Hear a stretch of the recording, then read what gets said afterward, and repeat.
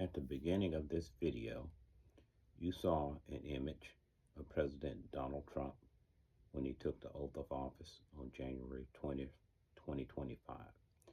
You also saw a copy of the oath that he took and a copy of the oath that members of Congress take. You can read those, but I will read them for you very briefly here because the oath for the President of the United States says, I do solemnly swear or affirm that I will faithfully execute the office of President of the United States and will, to the best of my ability, preserve, protect, and defend the Constitution of the United States. Okay? The congressional oath of office taken by senators and members of the House of Representatives say, I do solemnly swear or affirm that I will support and defend the Constitution of the United States against all enemies, foreign and domestic, that I will bear true faith and allegiance to the same, that I take this obligation freely, without any mental reservation or purpose of evasion. Okay, so those are two of the critical oaths of office that are taken two different branches of government. Head of the executive branch, which is the president, and then the Senate and House of Representatives that comprise the legislative branch. And they are basically saying that this document, the Constitution of the United States, guides them. They will uphold it, they will protect it, they will defend it.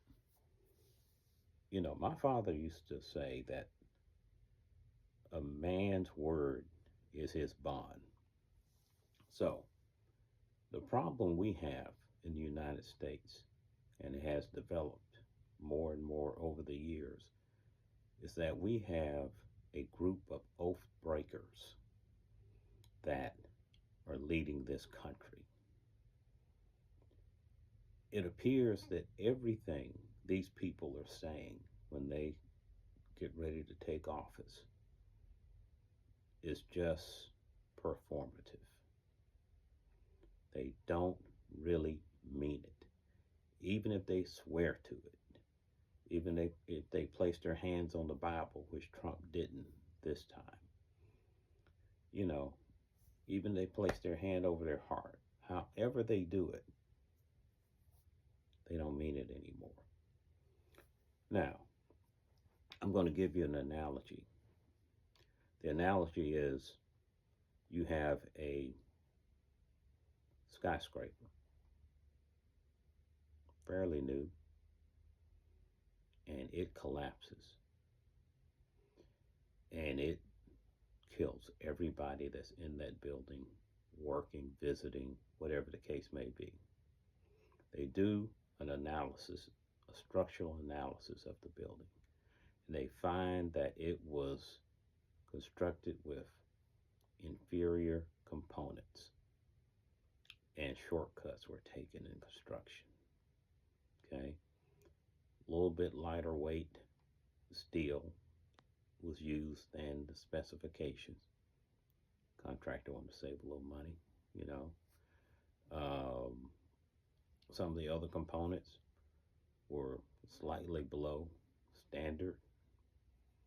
And then in the end, the conclusion was, you know, they just don't make buildings like they used to. The combination of all these shortcuts and inferior components to save money, cut corners, construction techniques to cut corners, cause a total collapse of the structure. And you know what that's called? That's called a lack of integrity of the structure and a lack of integrity of the components. And that's what we have today. We have a lack of integrity of the components that run our federal and even state and local governments. They all look at the oaths they take as necessary and performative. They don't really mean it. There was a time when these people took oaths, they meant it. Like during Nixon's time, when he went off the rails, people in his own party approached him and said, "It's time to go. It's time to leave." Because they recognized his integrity was gone. He had broken his oath. It was time to exit. We don't have that anymore. We have self preservation operating in those positions, and that's bad. And it doesn't matter the position, from Supreme Court Justice down to the school board member.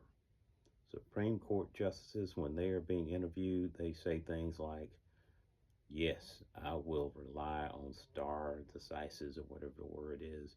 "I will not look to overturn settled law." And once they take their oath,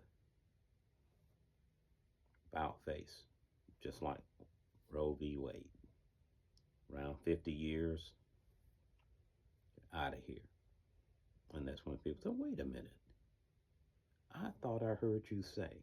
So, folks, what we have is a lack of integrity due to oath breakers populating our government from top to bottom, because it's not about doing what you pledge you're going to do. It's about gaining advantage, becoming noteworthy or famous, getting on television, becoming a figure so that when you leave, you garner excessive speaking fees, or you can write a blockbuster tell all book. It's about themselves. And that's the problem when it's supposed to be about us.